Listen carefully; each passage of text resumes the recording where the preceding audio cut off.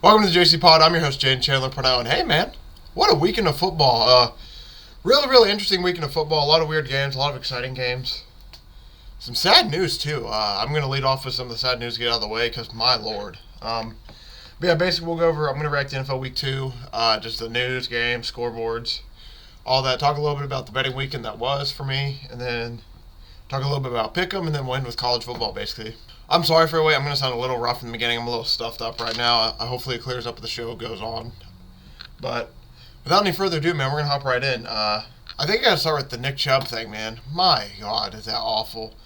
I almost don't even want to react to it. It's just so awful. So for those of you who did not watch the game last night, which if you're watching my channel, I'm assuming at least a decent amount of you watched the game. Nick Chubb, run up the middle. He was having a decent game so far throughout the whole night. He takes another run up the middle, and I don't even want to describe what happened, but it's one of those things where, the way his knee hit, Minka Fitzpatrick got hurt as well. I don't know how. It's something with his chest, but Nick Chubb, basically, if this is his knee, this is the defender, literally just went right into the knee. His knee went backwards, and I mean backwards. That's one of the most disgusting things I've ever seen. There's hyperextending your knee, and then there's what Nick Chubb did.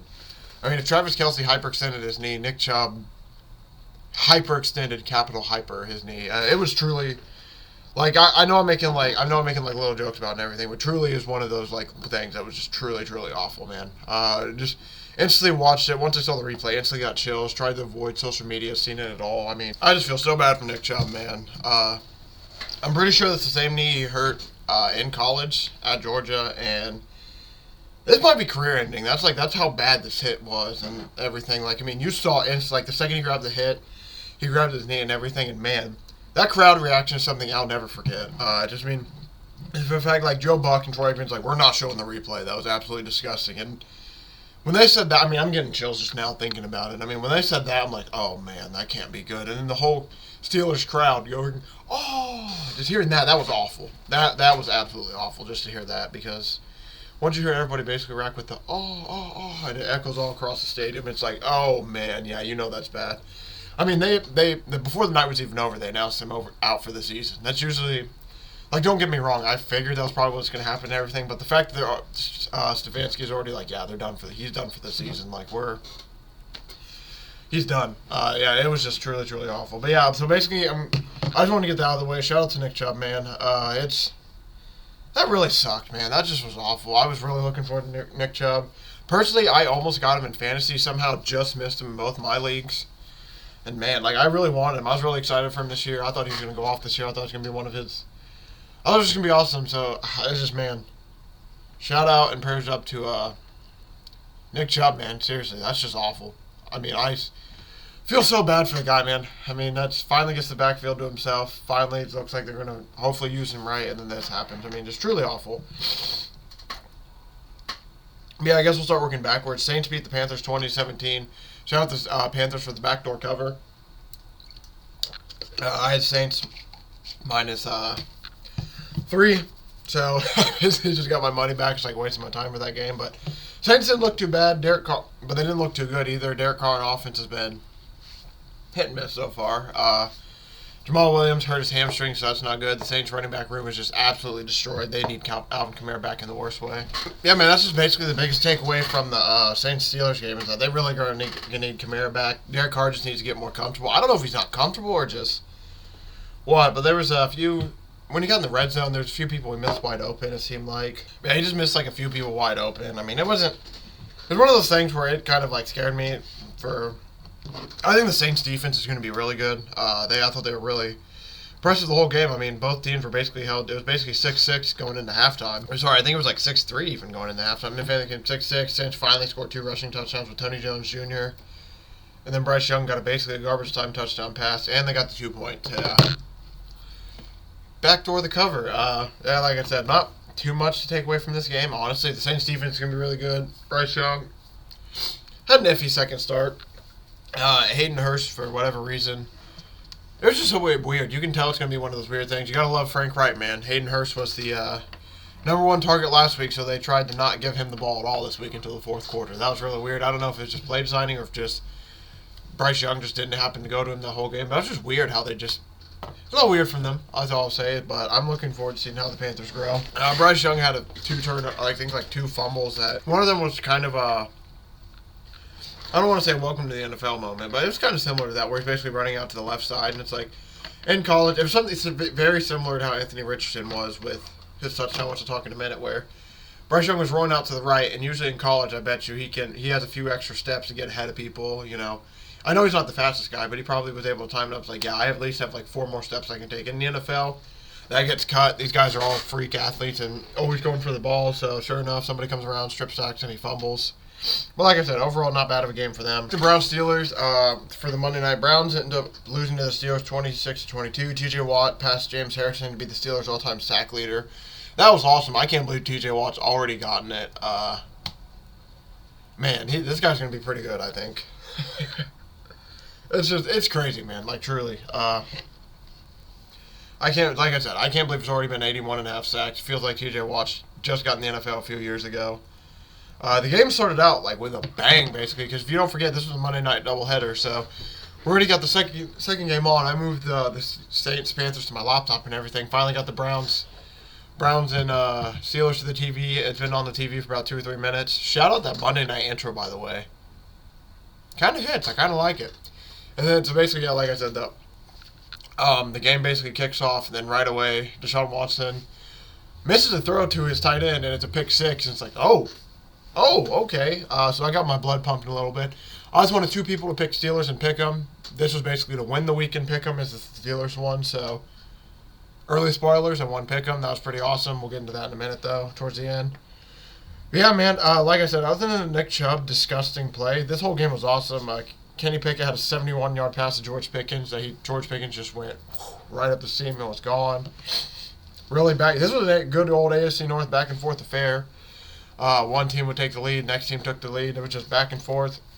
Browns favored in Pittsburgh for the first time since 1989, I believe the stat was. So they came in, and I mean, for a while it looked like they were going to take it. And then, of course, in the fourth quarter, Deshaun Watson stepped back to the pass. Highsmith comes roaring around the corner. Strip sack, fumble. T.J. Watt scoops and scores it. Ends up being the last touchdown of the game. That ends up being the game-winning touchdown. I'll tell you what, though. For Hot Seat Coach of the Week, it's going to be a really tough one between Brandon Staley and Matt Canada. I'm not going to get into Matt Canada rant because I'm not a Steelers fan. And if you are a Steelers fan, I feel like I don't need to go on the rant, and I think you already understand what I'm going to say. They need to get rid of him. I'm not going to call for anybody's job, though. I know it sounds like what I just did, but I'm not calling for anybody's job. That's not my job as a podcaster, as a person who talks about sports. But I just don't think he's doing his job too well. Honestly, I think the Steelers, in my personal opinion, I think it would be better if the Steelers tried to get somebody else in there. But Tomlin's staying loyal to his guy, so I respect it, but I was just not impressed by the Steelers' offense last night. Their defense really saved them. Their defense scored 14 of their 25 points. And, I mean, the Steelers' offense, I think, barely had over 300 yards. Meanwhile, the Browns' offense almost had, like, 400. And, I mean, the offense has been hurting them for a while. It needs to get better. And I don't know if it's Matt Canada. I don't know if it's, like, Najee Harris. I don't know if it's the players at this point. But I personally am starting to feel like it's more of the Matt Canada issue. And I don't know. I mean, like I said, they still win the game. So, Tomlin, I think I think the Steelers have won now. I think it's 20 or 21 straight home openers. I believe that's the record. I could be a little bit wrong, but I could have sworn I heard that number. But so that's really good for them. Really, really big win because, yeah, now they're 1-0 in the division. You know, really, I mean, it's a better bounce back than when they play the 49ers. But, man, the Steelers have some work to do because that was not an impressive game by them at all, especially offensively. Defensively, yes, very, very impressive. They've had some bad moments here and there, but overall it's really impressive. Offensively, that they got some work to do, basically. It's what I took from that game. So we'll just work backwards and get to this point. The Monday night game, Dolphins-Patriots, another awesome game. Shout out Mike McDaniels just outrunning the cameraman. Just Pat McAfee said it best. Just have the calm, cool, and collectness that he has right now. That guy's really comfortable as a head coach. The Dolphins look comfortable. I mean, they looked really awesome in that game. I know the Patriots came back a little bit to make it close, but for the most part, the offense on the Dolphins looked dominant. I mean, I know Tyreek Hill didn't use They didn't use Tyreek Hill too much, and they still found ways to get their offense going. So instead of using Tyreek Hill, like, all right, fine, if you're going to play us deep, we're going to run the ball. They're really effective running the ball. Raheem Mostert has 2 touchdowns. Overall, man, right now, if it's... I think it's a Dolphins-Cowboys Super Bowl, right? The season ended, obviously. It doesn't end in 2 weeks, but if it did... Those 2 teams have been the most impressive, I think, so far. But like I said, Raheem Mostert, 18 carries, 121 yards, 2 touchdowns. One of them was a 40-yarder that was just, boom, right through the middle. That's kind of like the dagger. It's 43 yards right down the middle for the dagger. I've been fighting back a sneeze, by the way, so that's why I'm trying to sneeze so hard. But every time I'm about to sneeze, it just goes away, so it makes me look stupid. So if you see a few funky faces I'm making, that's why I apologize. I'm trying to sneeze, and it just won't happen, man. But yeah, it was a really good win by the Dolphins. 64% chance to make the playoffs if you start 2-0, so big start by them. As for the Patriots, man, yikes. That ain't good. I started 0-2 is not too good.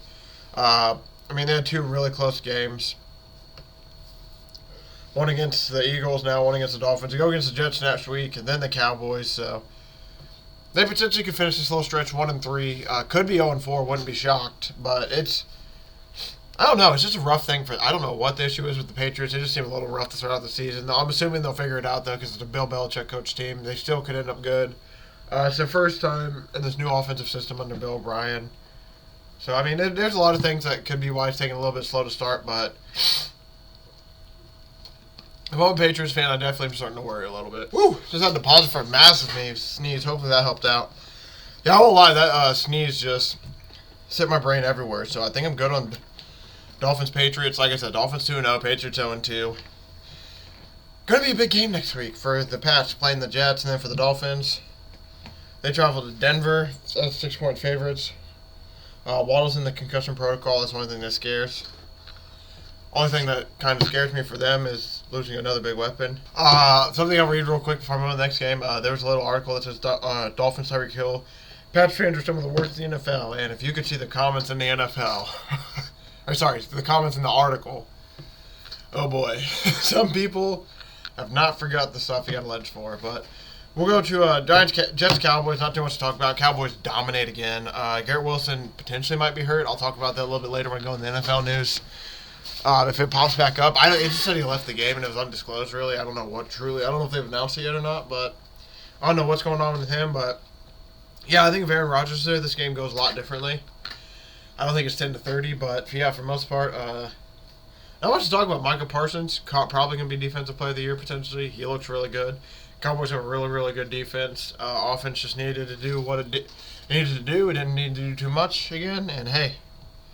They got a little bit lucky about it. The Cowboys next week, though, they play the Cardinals. So it's probably going to be more of the same thing. And then finally, Patriots, 49ers, Chargers before their bye. Those are going to be 3 big weeks where we finally get a test and see, oh, okay, so let's see how good this Cowboys team really is. That's for the Jets. They're just continuing their horrible, awful schedule. They play the Patriots next week. Then they play the Chiefs, Broncos, and Eagles before their bye. So it's going to be a little bit of rough sailing for these Jets.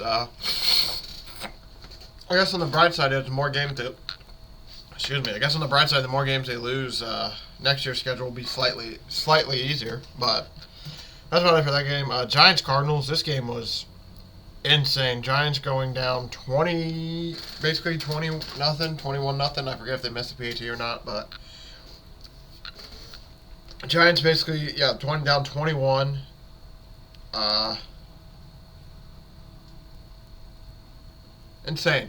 Insane rally comeback by Daniel Jones and the team. I don't know how they got down that far to begin with, but they did. Cardinals just came out. The Cardinals might be a really good team. That's what I'm starting to learn a little bit from this. The Cardinals were pretty impressive that game. I know they're bad. Like I'm not saying they're going to be a Super Bowl contending team, but they're going to be. They might be in every game this year. So far, they've impressed me throughout 2 weeks. Giants pretty much should have lost this game. It took a Herculean effort and a comeback. The Giants basically scored 4 of the last touchdowns to do it. But soul for soul to win that game and come back all the way like that, they're going to lose Saquon Barkley for at least 3 weeks with an ankle sprain. If you saw the way he reacted, though, it looked way worse. Could be even longer. But tough for the Giants because they finally get some things on track after a horrible... They looked awful for 6 quarters. And then I don't know what changed at halftime. Rumor has it that Brian Daboll started calling plays and all of a sudden they look better. I don't know. All I know is that losing Saquon, that's going to be big for them. I think got a long way to go. I was shocked to see Darren Waller still hadn't scored a touchdown after hearing that he was just basically the main target all throughout camp. I'm wondering how long it's going to take for him to score a touchdown for this team, but hopefully they just look better now. Like I said, they had an awful first half. Hopefully they start to look better now in the second half.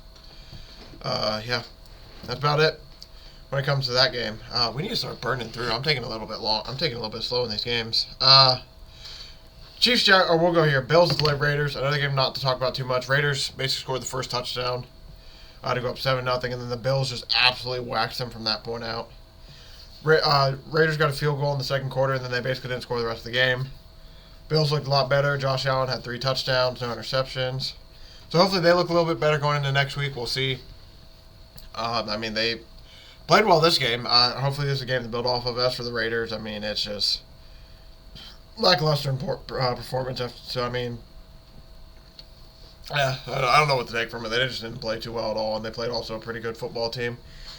Chiefs, Jaguars. This game was a little grimy, a little dirty. Not a lot of scoring.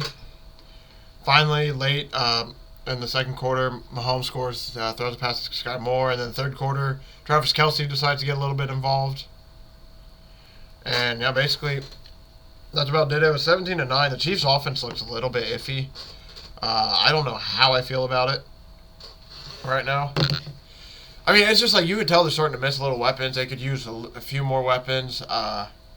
Defensively, getting Chris Jones back is huge. He had 1.5 sacks. Welcome back, Chris Jones. That was awesome. Yeah, for the most part, Chiefs win. I think they were able to at least cover this game, but I don't know, man. This is just going to be a weird Chiefs year. I know the Jaguars are decent, but it's just going to be a weird year for the Chiefs right now, it seems. I don't know what to expect from them going into week to week.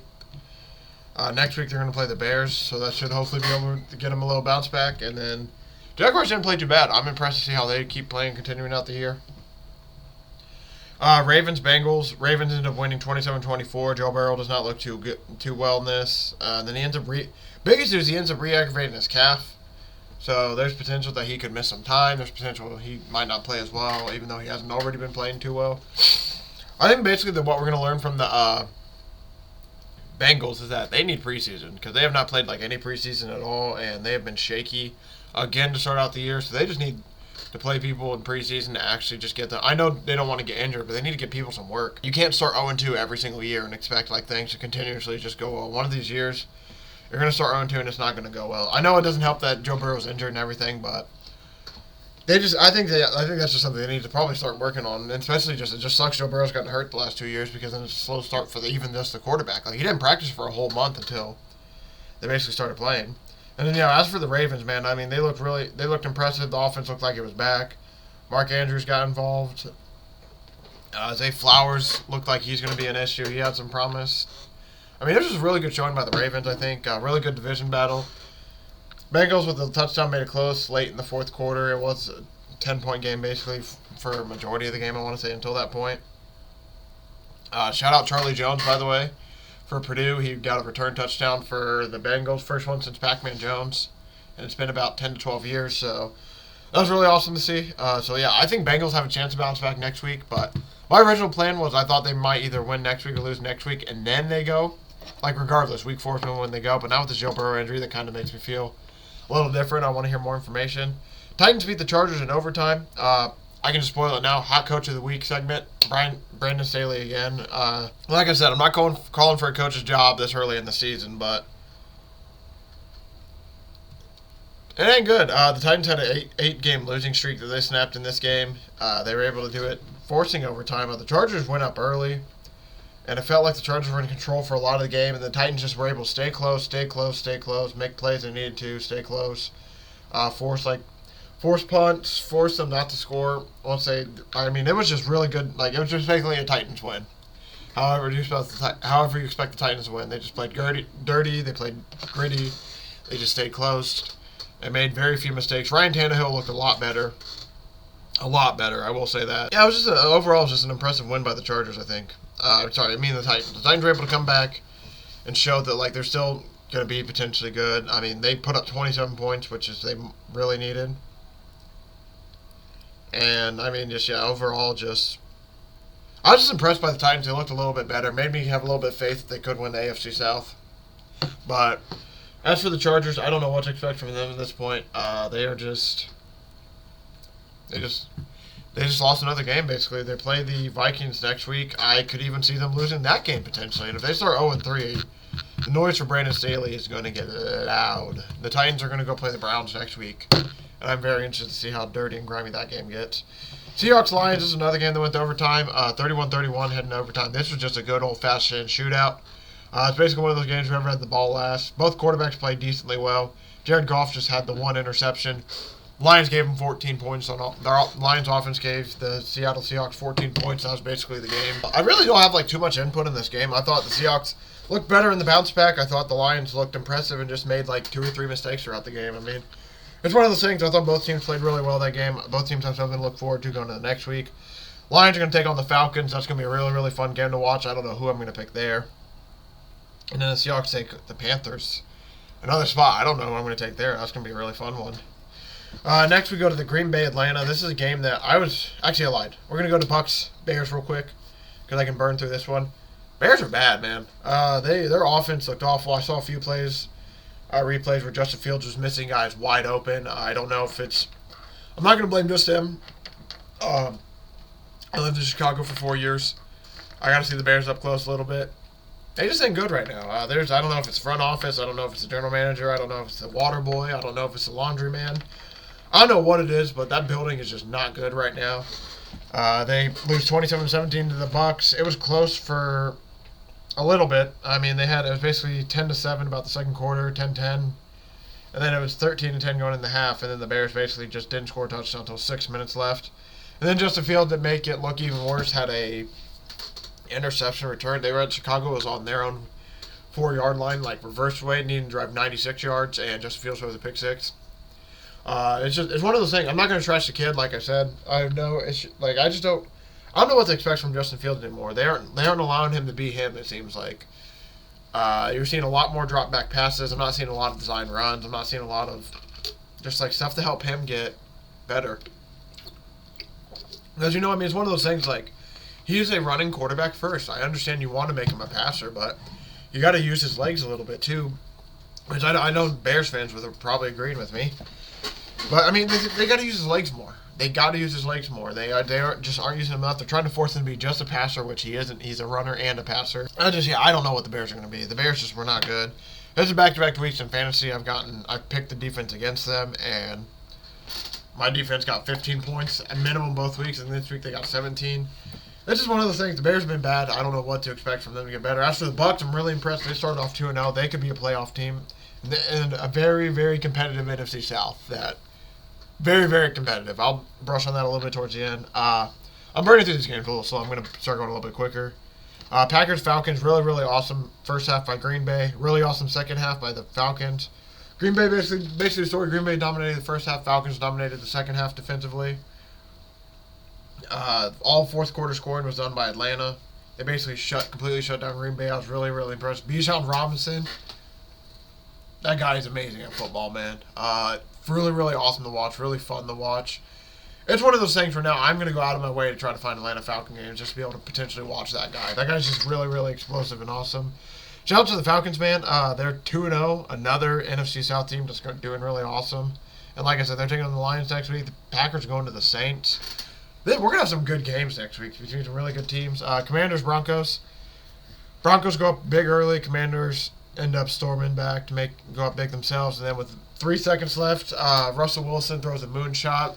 Hail Mary touchdown. They go for the 2-point. Horrible, horrible no call by the referees. Absolutely horrible no call. Seriously, it was just a horrible call. The DB was all over his back. They don't throw a flag. So the Broncos end up not getting the comeback win. But I was pretty impressed with both these teams. The Broncos came out early, showed some stuff early that made them good. The Commanders stayed resilient. I like to see that. They stayed resilient. Were able to keep it close. Brian Robinson had 2 rushing touchdowns. Sam Howell threw for 2 touchdowns. And this was against a good defense, too. I was really impressed, honestly. Really impressed by this team. It just, like I said, it was a really bad no call to not let them have a chance to go to overtime. But really, to take away from both this, I'm looking forward to what both these teams do next week. Broncos play the Dolphins, which is going to be, that's going to be interesting. And then the Commanders play sorry, it's taking a minute to pop up. Bills. Oh boy, that's going to be interesting as well. Next game, we got 3 more games left. 49ers Rams. 49ers win 30-23 to win their 8th or 9th in a row. Shout out Puka Nacua, broke the NFL record for most receptions by a rookie in his first 2 games with 20. Biggest takeaways, Nick Bosa needs a little bit more time to get going, but he's not looking terrible. 49ers look like they're going to be really, really good this year. They can win anyway. The Rams looked a lot more impressive than I thought they would this year so far. Even with Cooper Kupp out, I thought that could be the death sentence for them potentially. But Puka Nacua, shout out the guy from BYU, man. He is balling out. Like I said, he set the NFL record for most receptions by a rookie in their first 2 games. Matthew Stafford really trusts him. He has a lot of targets too. It seems like he's Matthew Stafford's guy. There's some weird stuff coming out with Cam Akers that they're trying to trade him. I don't know what all that's about. That whole situation's weird. I can spend a whole show on this, it feels like, talking about that, because they had their issues last year. They mended the fences. They sound like they wanted them back. Now, what it sounds like is just Kyron Williams won the job in practice, and they want to trade him, potentially. I don't know. They healthy scratched him, that's all I know, and that's ended up being an issue for him, at least, because I don't know what's going to be his future now. But with this whole Nick Chubb injury, we could see Kareem Hunt go back to Cleveland. Cam Akers wouldn't be a bad option. Jonathan Taylor could even end up there if they want to pay the high premium. But overall, really impressed by both these teams, but 49ers continue to do what they do. They got a huge win.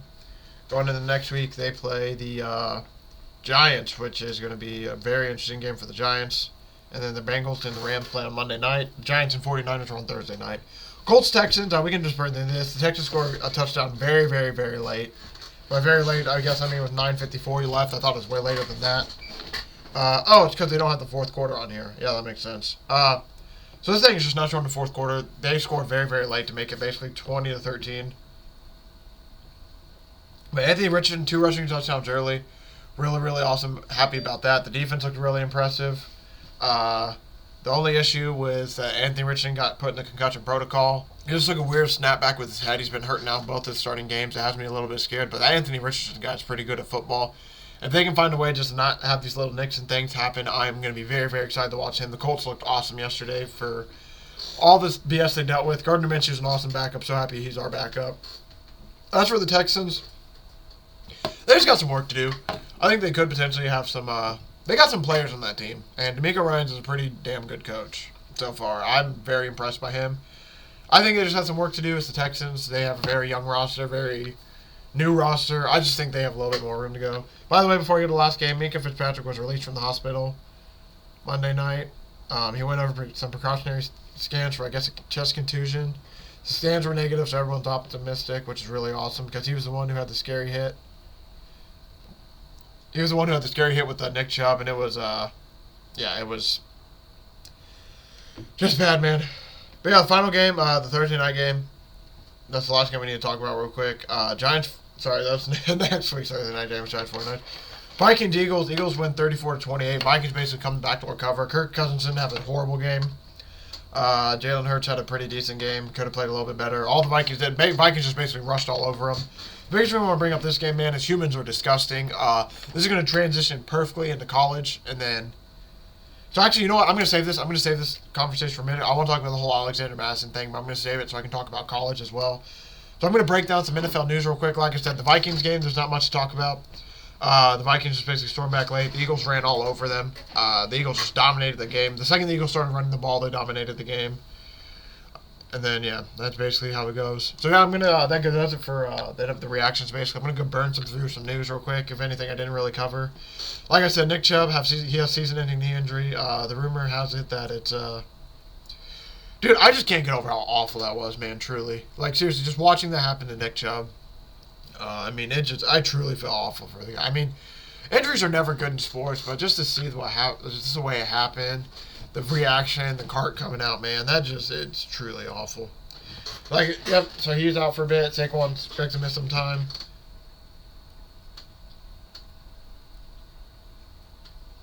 Well, so apparently there's a grievance filed by NFL that says players union advised that RBs to fake injuries. That is going to be very interesting. That's very big news. I'm going to be very interested to hear more on that. I'm going to try to stay up to date with it. I just saw that they, all I've seen is they filed the grievance so far. I haven't seen that anything's come from it. Somebody first comment I see, I wonder if Chubb's faking. Horrible, bro. Oh, man. But no, honestly, that is something very serious. I am curious to see what comes of this grievance thing. Mahomes got the bag, $210 million over 4 years, reconstructed deal, highest paid player ever now for a 4-year span. Shout out TJ Watt again for the all-time sack leader, like I said. DJ Gardner Johnson for the Lions is feared to have sore a torn pec. I'm pretty sure he's got surgery on it. Like I said, Dolphins Waddle's in the concussion protocol. Campbell's come out and said the Lions defense needs to be reliable. So that's where they're going to need to build. I think the Lions offense is almost ready to go. They just need a few more pieces on defense and like another one or extra two weapon on offense. The Bucks, Levante David came out and said everybody knew it was coming on the interception for the Bears. He's talking about the big play. Oh my gosh. I just want to share this because it's insane. An ex-NFLer, Sergio Brown, his mother was apparently missing and she was just found dead near a creek. That is truly, truly awful. T's and P's to her, basically, and him and his family. This guy played through 2010 through 2016. He played for the Colts, New England, Jacksonville, and the Buffalo Bills. That's just awful, man. He was a Notre Dame guy. It was awful, man. I feel bad for that. That's just something awful you hate to hear. And I don't know if there's any other like big NFL news that I didn't cover. I think I basically got everything that was big. I don't think I missed any like. I don't think I missed too much. I didn't realize Kareem Jackson got ejected for the hit of Logan Thomas. So apparently that's why I was curious why they didn't like fine him or anything, or not fine him, but they didn't like suspend him for a game. I guess it's because he got ejected from the hit. So it makes a little bit more sense. Yeah, other than that, I think that we're all good on NFL news. OBJ's gonna make some time with an ankle potentially. Like I said, Cam Akers is gonna get traded potentially as well.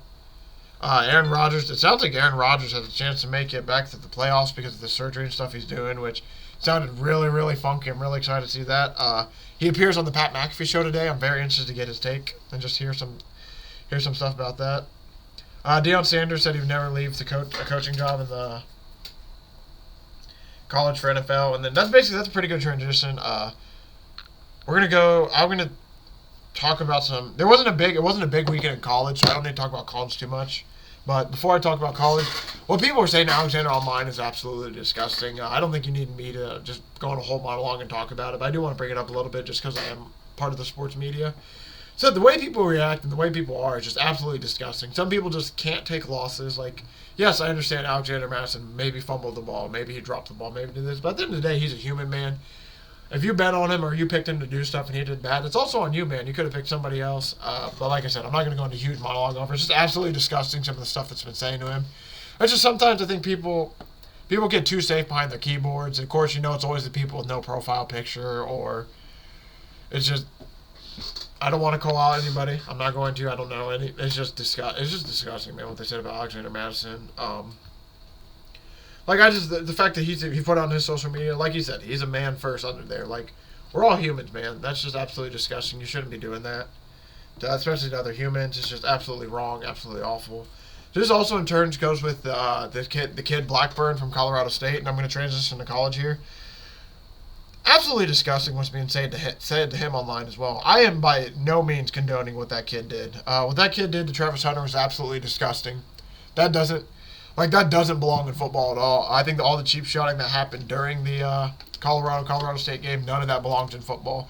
But that being said, I get it. It was a heated rivalry. Those guys, you can tell those teams truly do hate each other. But the refs let it totally get out of hand. The refs needed to have way more control. The fact that each team had over 10 penalties, one had 17, one had like 10 to 12. Like, the refs needed to have way more control of that game. They should have pulled the coaches aside and been like, hey, you need to get your guys under control. This is getting out of hand. We're going to start throwing flags. We'll even throw people out. I think the refs need to put their foot down. They let that little too much happen. But overall, Colorado State, that was an awesome, awesome game. Deion gets a big win. And the Colorado boys get another big win heading into Oregon. But losing Travis Hunter for a few weeks, that's going to be awful. And the biggest thing is, like I said, listen, don't get me wrong. The kid shouldn't have cheap shotted. The Blackburn kid shouldn't have cheap shotted. That was just an awful, dumb, boneheaded play. He should have been ejected. They should have. Obviously, if it's the NFL, they would have fined him for sure. But he's a college kid; they aren't going to fine him. But people do not need to leak his address, leak his family's address, and death threats to him and his family. Like, that's when it goes a little bit too far. It's like, hey, don't get me wrong. Like I said, I'll say it 100 times. That cheap shot was bullshit. Absolutely bullshit. He shouldn't have done it at all. That's something in football that doesn't need to happen. Like, yes, it's like the whole targeting issue. Targeting's a big, big issue. So they'll throw kids out for targeting, but he didn't get thrown out for that. How? Like I said, it's just absolutely disgusting though when it's like when you take it off the field and it starts like, trust me, I'm all for telling them like, hey, what the hell, dude, that was horrible. And I get like some of the little name calls like, bro, you're so soft for that, stuff like that. Like I get stuff like that, but the death threats to the kid's family. Like, at the end of the day, you got to remember, too, he's just a kid. He might be 25, 20. He could be 28. I don't know. With the way these college ages are now, he could damn near not be a kid anymore. But, no, honestly, I truly think he's a young kid. I think he's his 4th year, so he's about around my age, man. It's just, like, just sad, man. There's just no place in the sports world for that. Like, that's another thing with, like, handling the losses, handling all that stuff. Like, I know this is a bit of a different situation. And yes, like I said, that cheap shot was absolute bullshit. But you don't need to be wishing the kid death threats, man. You don't need to be sending his family death threats. There's other better ways to handle it. And Karma ended up getting him. He got shook out of his shoes for the game-time touchdowns. They ended up losing. So Colorado State did win for that. But it was just absolutely disgusting, man. That's why I had to bring it up. I thought it was really... I just thought it was really awful that some of the stuff that's being said about the kid and everything. It's just there's no place in that for sports, and it makes us as sports fans look awful. We'll burn through the top 20. Honestly, we'll just burn through the top 25. I'm not gonna burn through all these games. I don't think you really need me to. I'm just gonna talk about basically the top 25 games that happened. Or some other big games. Thursday, there wasn't too much. Miami, the U ends up winning, covering against Bethune Cookman. Not too shocking there. And then Friday, not too many big games. Army beats UTSA, Air Force beats Utah State, Maryland destroys Virginia. And then Saturday is where we get into the big games. Notre Dame beats Central Michigan, doesn't cover, but they're 30-point favorites. LSU destroys Mississippi State. Florida State plays a really close one with Boston College. Way closer than that one needed to be. Kansas State ends up losing to Missouri. Missouri has an awesome 61-yard field goal by Mevis. Shout out. That's probably one of the biggest wins in Missouri. And that's probably the biggest win in that Missouri coach's era so far. So that was a really awesome game to be a part of and watch, even though it's on the other side. Penn State beats Illinois. That was a big game. USC was off this week. Utah destroys Weber State. Iowa destroys Western Michigan. Oregon State beats San Diego State 26-9. Duke beats Northwestern bad. Oklahoma beats Tulsa really bad. Alabama plays a scary one against South Florida. Very scary. That they went back to Melrose too, so I don't know what happened, if he was just disciplined or they're trying out other quarterbacks. But there's some funky stuff going on in Alabama. That's the biggest thing. I don't know what's going on there. Georgia beats South Carolina after trailing 14-3 at half. They end up storming back to win 24-14.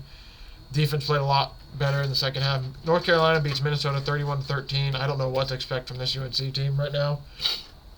They're good, but their defense can be shaky. But their defense did prove that they can at least get enough stops here and there to give Drake May chances. Ohio State blows out Western Kentucky. Their offense finally looks good. It looks like they're getting ready for Notre Dame. Washington could have put up 80, it felt like, on Michigan State, but they kind of caught off the dogs. They went 41-7. UCLA wins 59-7 against North Carolina Central. Washington State blows out Northern Colorado. And I think that's about it for the ranked teams. We have a few more. Tennessee loses to Florida, gets absolutely handled. Florida didn't have any big plays, but they basically just controlled the game from the start almost. Ole Miss beats Georgia Tech 48-23. Michigan beats Bowling Green, so I believe they get Harbaugh back now. I think Harbaugh starts coming back next week. Texas played a close one against Wyoming, but patted on some scores late. It was very close going into the third quarter, pretty much. And then finally in the fourth quarter, Texas was able to pull away. Oregon destroys Hawaii, and then Colorado just barely survives a double OT to beat Colorado State. So now if we go to the standings for the top 25, Georgia's at 1, Michigan 2, Texas 3, jumping over Florida State 4. USC stays at 5, Ohio State 6, and then 7, 8, 9 are Penn State, Washington, Notre Dame. Oregon rounds out the top 10. Then it's Utah, LSU, Alabama, Oregon State, Ole Miss, Oklahoma, North Carolina, Duke. Colorado drops to 19. They just basically flip with Duke, kind of. Florida, Washington State, UCLA, Tennessee, Iowa, Florida. that about does it, man. That's going to do it for the week. Basically, that's all the football games. I'm very excited for week 3. Week 3, hey, we're going to get some good. Hey, we got Notre Dame, Ohio State. We got Colorado, Oregon. I'm very excited, man. Very, very excited. It's going to be a lot of big games, a lot of exciting games. NFL has some big games as well. I'm going to end this real quick just talking about the betting weekend a little bit. We'll start with the college. College did not go too well, I'll admit. The nasty boy just got absolutely, destroyed. I think Georgia didn't cover, so that wasn't close. Purdue ends up losing, so that didn't matter. I had Michigan State and James Madison in there. I mean, it was... We don't need to talk about the nasty boy. It did not go well at all. But rest of the week, Georgia did not cover. That sucked. Tennessee did not cover. That was another bad one. Western Kentucky did not cover. That was bad. Kansas State did not cover. That was bad. Purdue, money line, did not cover. That was bad. I missed about 4 games. I think it went 2-5 or 2-4, whatever it was. Indiana covered. Penn State covered. So those two were good. But the rest of it, I'll admit, it was just a weird week. So I'm not too mad with how it went. I just had a few bad reads on the game. For example, for Purdue, that's just on me being terrible. Purdue's just horrible, I guess, this year. They were in the red zone 4 times, had 4 red zone fumbles. That game could have been totally different. Kansas State, Missouri just played them well. That was just on me. I was on the wrong side for that game. Western Kentucky, Ohio State finally just named their starting quarterback, and I think that gave everyone confidence now that they knew their role, kind of what was going on. That just made them seem like a more well-oiled machine. For Tennessee, that's on me. I didn't realize Florida just was going to continue to beat them in the swamp. However, though, so college wasn't too well for me. Like I said, I think it went 2-3 or 2-4 on the straights, and then the nasty boy did not hit. NFL, though, baby. Hey, now. Shout out to me. I won Pickem. I think I missed 3 games this week, so 13 and 3 on the week. Is that what that means? Yeah, 13 and 3 on the week for me at Pickem.